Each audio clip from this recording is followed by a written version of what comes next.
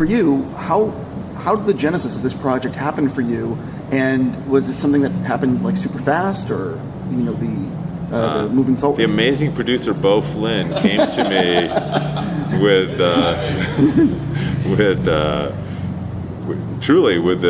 the offer of working on the movie, and I kind of I jumped at the opportunity because first of all, I love I would say in my soul I'm sort of an adventure movie writer. I think that's the thing that I like the best out of all the stuff that I do, and I saw kind of instantly the idea of this big earthquake movie being this great adventure story as something that I could really sink my teeth into, and I felt a really personal connection to it. I was living in Los Angeles, actually in Sherman Oaks in 1994 during the Northridge earthquake, and in fact the Northridge earthquake is a little bit misnamed. The actual epicenter was in Reseda, which is really close to Sherman Oaks. It's a couple miles away, and some of the lateral torque forces in that earthquake were the largest ever measured, and so it was actually really terrifying. We had a new we had kind of a very young child, and I remember it was like 4 a.m. when the earthquake went off, and she went running into our daughter's room and couldn't find her. She'd been knocked to the floor, and it was just terrifying. And our kitchen was just covered with glass because all of our dishes had fallen out of the cupboards all over the floor, and it was just it was so visceral and emotional. I just felt like I could connect into it, and that was the way I approached writing the script, was to find a way to sort of viscerally and emotionally take these characters on a journey that would be sort of people first, earthquake disaster second. When you are writing a script that is a quote-unquote disaster movie, how descriptive in the script is it? You see this destruction, or do you know what I mean? It's pretty descriptive. I mean, things like buildings falling over and the helicopter dodging the building as the building's falling. I mean, stuff like that was specific. People running up staircases and then opening a door and then nothing exists below them. I mean, I will say that, but I will say that Brad Peyton did an amazing and extraordinary job of sort of taking those scenes and then taking them to the next level along with the visual effects teams. So a lot of it was described, but I would say there's a whole additional layer on top of what I described that was added by combination of Brad and the visual effects people to sort of even torque the action up to another level that there's just nothing more gratifying in a way when you have a vision of something and you not only get it back, but you get back a better version of it, and I feel like that's what they did. From what you wrote originally to what's ending up on screen, how much changed along the way, or was it pretty much this is the story you pitched and this is what's on screen? Well, there was a number of writers who worked on this movie, all of whom made contributions, and there was a fundamental story that was in place, but I did a lot of architecture to construct the movie. I created the whole Paul Giamatti storyline, which didn't previously exist in the movie. I created the character of Ben and his brother Ollie, and kind of reimagined what would be going on with Alexandra's character, and I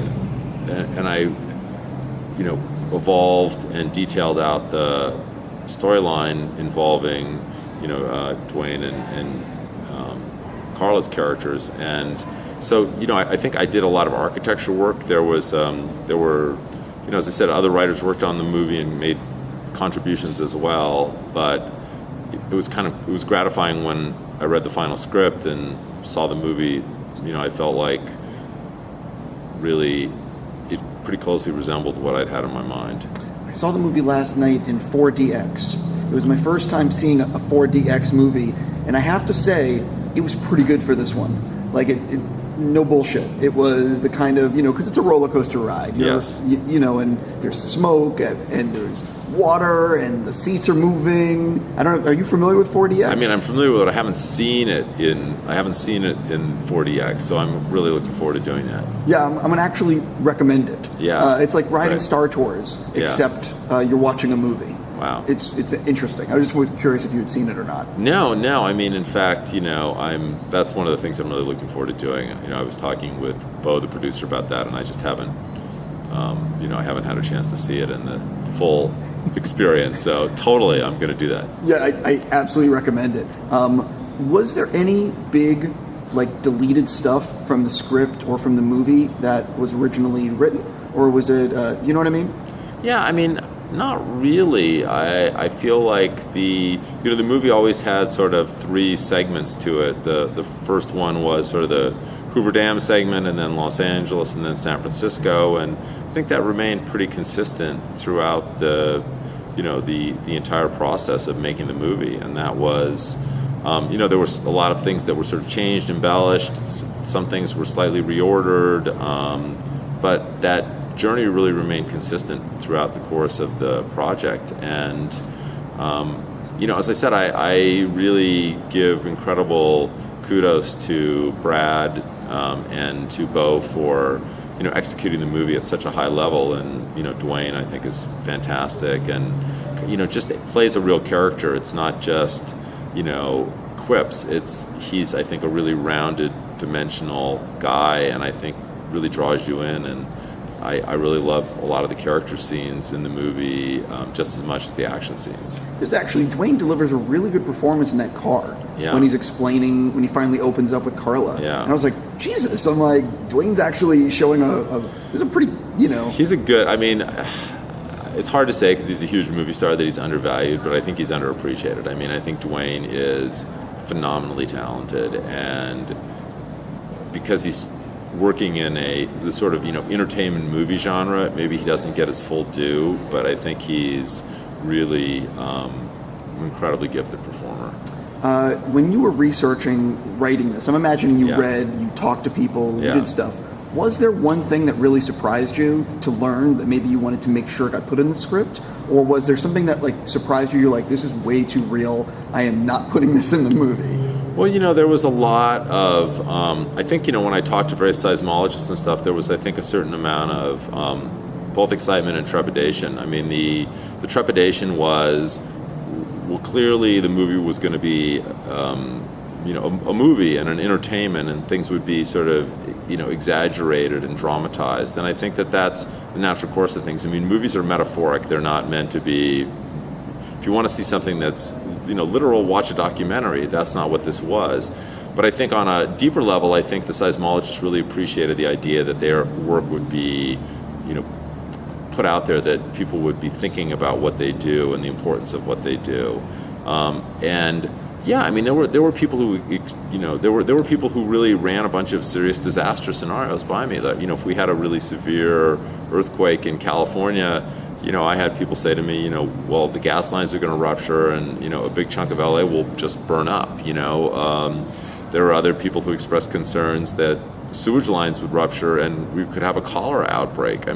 There were some things that are actually really horrific that aren't even in the movie that if you imagine being here, would be really scary. And honestly, I think one of the things that I hope that the movie will do for everybody who lives in an earthquake area is really think about being prepared. I think sometimes it's easy to just sort of live in a state of, well, I don't need to deal with that. I'll be fine. I'll get around to that. But everybody who lives in a place like California should be prepared, should have some essential supplies. And so there's little details of stuff like the landline phone in there was something that I picked up, which was, cell phones won't work, but hardline phones will. So I have an $8 old phone that works off the slight charge that goes across your line instead of a fancy phone that I can use. And you should have somebody out of state that you can call, and everybody knows to call that person, like your, Uncle Bob in Minneapolis. You should call him so that everybody will triangulate to that same person who lives outside of the disaster zone. So there were a lot of tips.